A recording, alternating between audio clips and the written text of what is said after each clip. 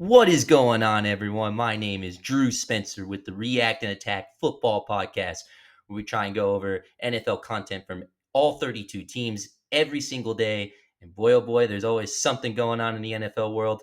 And if you like what you hear, make sure to like and subscribe. And let's go. The end of the road for Russell Wilson, which is crazy to say because literally last week we all praised him, or at least I did, for some of those moon balls that he had in that big loss, though, however, to the Cowboys in a game that looked like Russell Wilson was looking like his old self. And then last week comes around and he gets manhandled by the Kansas City Chiefs to a point that they were switching in out the quarterbacks. Rookie Jaxon Dart came in on a few plays, and it was funny.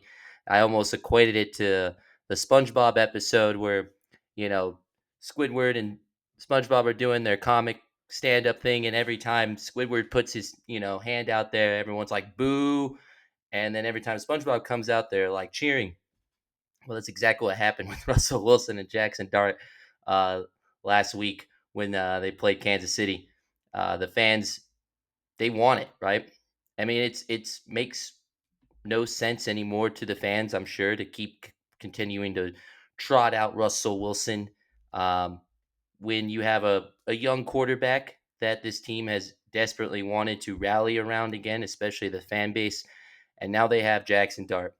And what worries me for the Giants is this just seems like a move of complete desperation. Sure, we get it.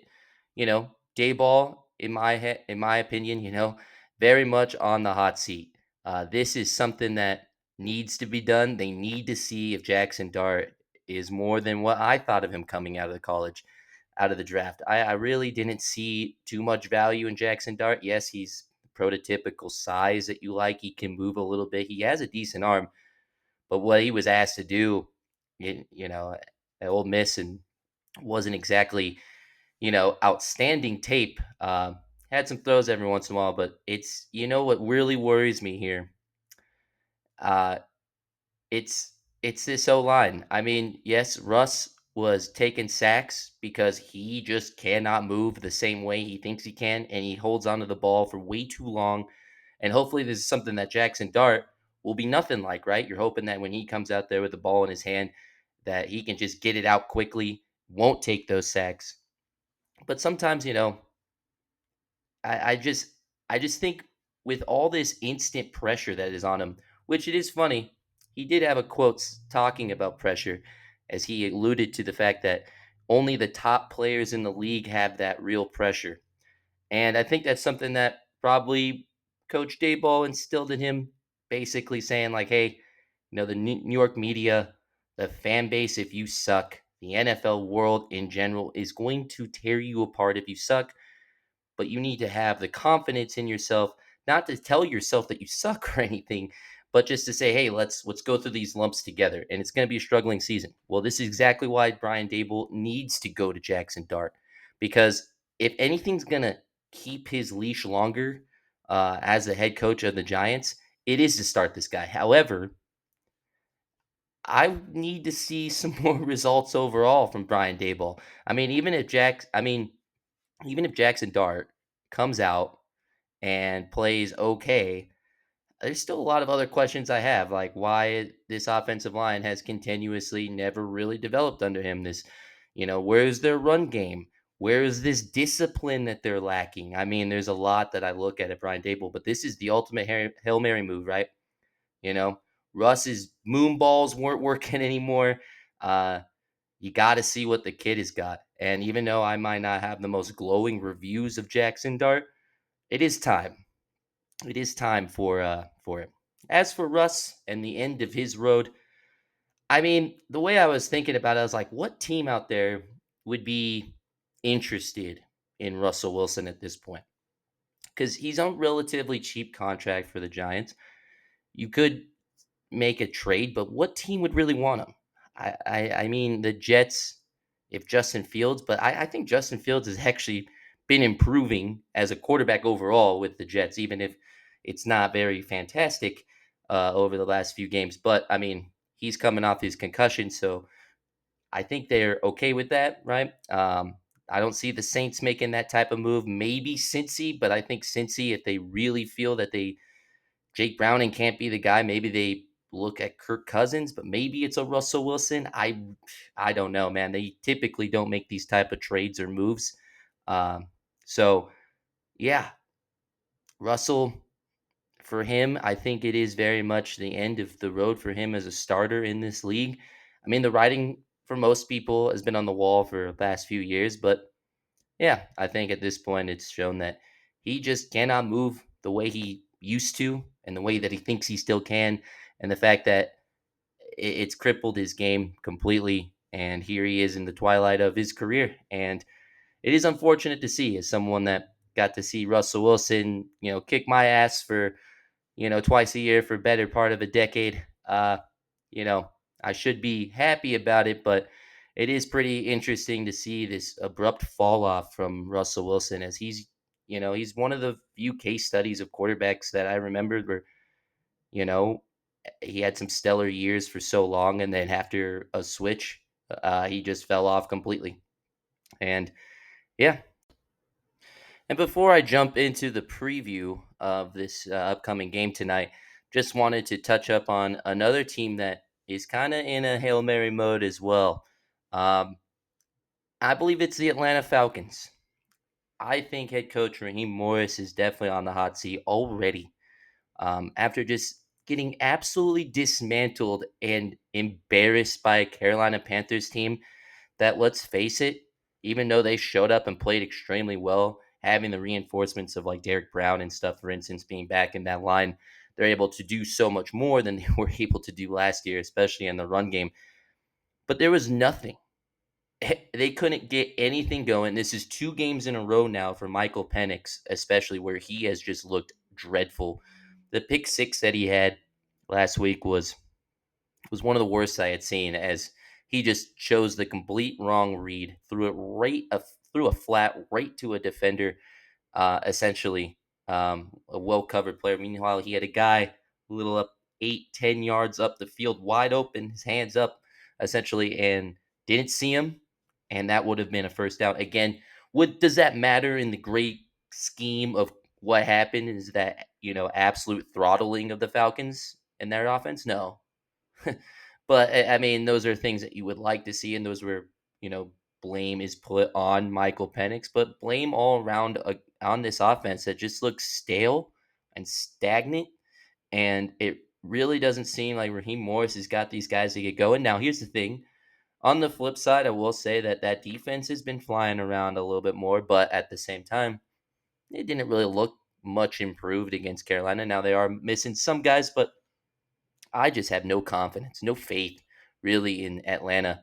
This is a team that a lot of people are expecting to, go head to head against the Buccaneers, in a division that I still think is way owned by Tampa, but still, you can, of all the other divisions out there, you can make a case that it's pretty wide open, right? Along with like the AFC South, things like that. But the Falcons were very much, at least going into the year, I figured them to be improved. Now I thought their edge rushes, their rookies and stuff coming in, it was going to take a little bit of time. Um, and but I had a lot more faith in Michael Penix and seeing him in this offense with all these young playmakers, and it's just really it hasn't worked thus far. Even in their wins, they've been sloppy. And and here's the thing: this is the best time for Atlanta to try and get back into the swing of things, because around them things are looking good and bad for their outcome and where they want to stay in their division. First and foremost, Tampa Bay has been going through a string of injuries, which you would hope for the Falcons out there to maybe be able to contend a little bit more and have, with the Bucks having so many of their key players hurt. And on the other spectrum of it, I look at the next 4 games that the Panthers play here, and they're they're at New England, home for Dolphins, home for Dallas, and then at the Jets.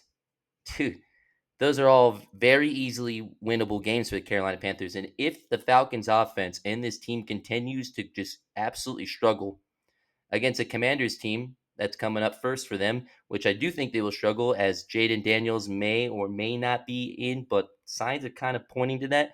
All of a sudden, this Falcons team sputtering. Meanwhile, I think this Panthers team, if they can kind of show what they showed last week against the Falcons, um, that's a pretty easy schedule. And all of a sudden, if the Falcons are now looking at third, fourth in their division, I don't think they'll be worse than the Saints, but you were expected to be better than Carolina, and here they are shaming and embarrassing you. And now with their easy schedule coming up, they might lap you.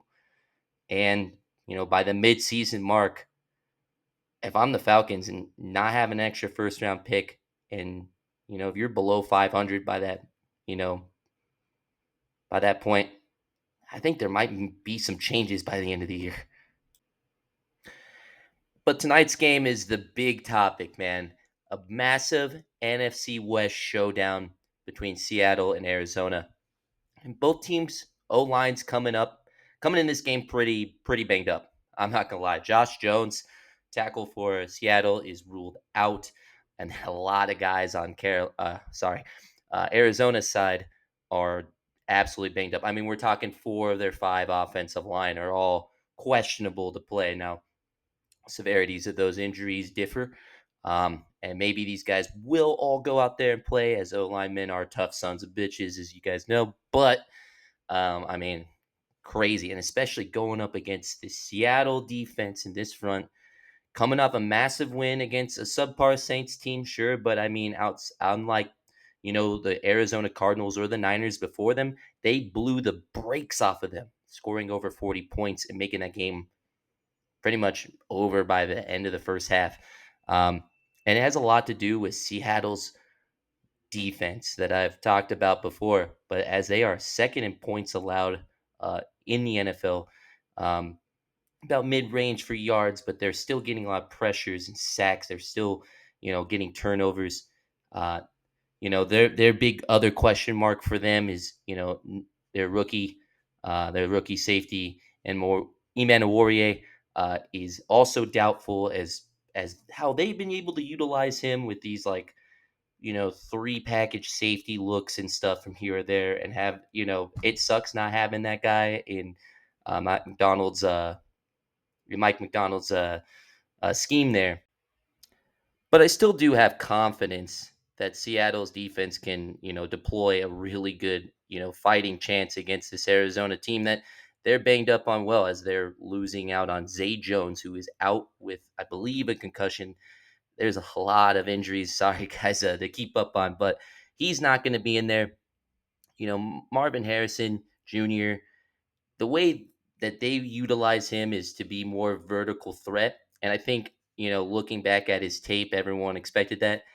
I think they're not using him the right way, as he's not been able to get the top tier separation on those routes. But when he's on the intermediate and short underneath, and able to get the ball in his hands. He's still a very spectacular catcher, but I just think they're underutilizing him a bit and hoping that he was going to be, right off the bat, the vertical threat. And that's what I think everyone was expecting. But so far, at least for them, it hasn't able to mesh, or maybe the chemistry between it. Sometimes the drops that he has, things like that. But today he's going to have a ton of work on his plate, as they're also missing James Conner. Uh, Very promising, very good. One of the most underrated backs of the past few years in the league.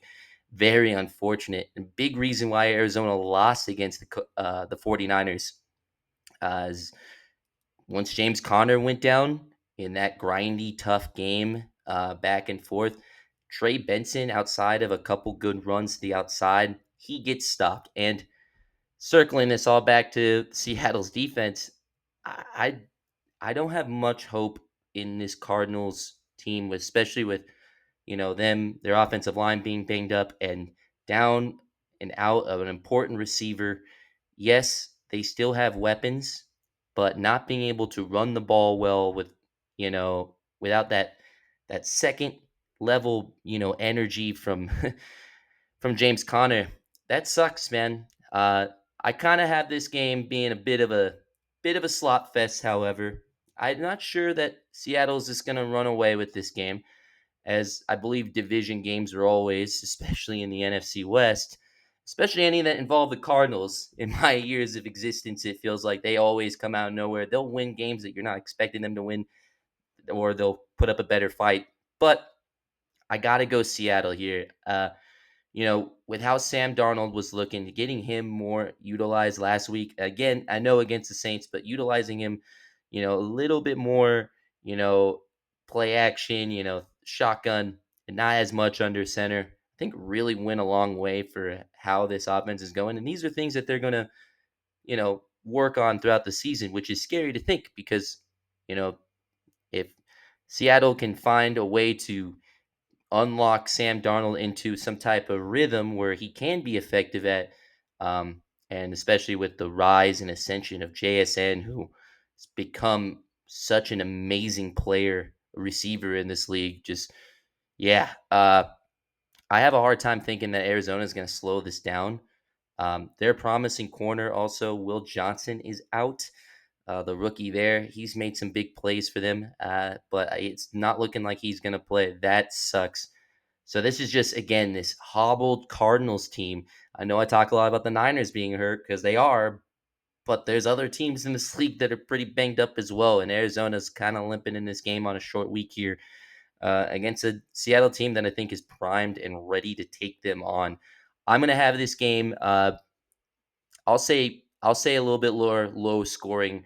I'm gonna say 19-14. I think Seattle wins this game. 19's a weird number, I know, but I like those type of weird numbers. I like shooting for the stars on some of my predictions. So it's gonna be a good game. I'm really excited to see it. The NFC West is, like I said about the Niners injuries, that the NFC West is kind of up for grabs, for a lot of these teams. I think Seattle, with how well their defense is played, and if they can unlock Sam Darnold, as I've said, that's a pretty scary team. Obviously LA, so good, but unfortunately dropped just one, right? And then Arizona, I think they have a pretty solid young core of guys. They just can't get them all healthy. And with San Francisco being kind of uh, dead in the water, quite literally, even with the winning record, it really murks up this NFC West quite a bit. So excited to see what happens tonight. Uh, if Seattle or Arizona were to win, can't express how big of a win this would be for either team in the thick of everything. So let's see how it goes. Thanks.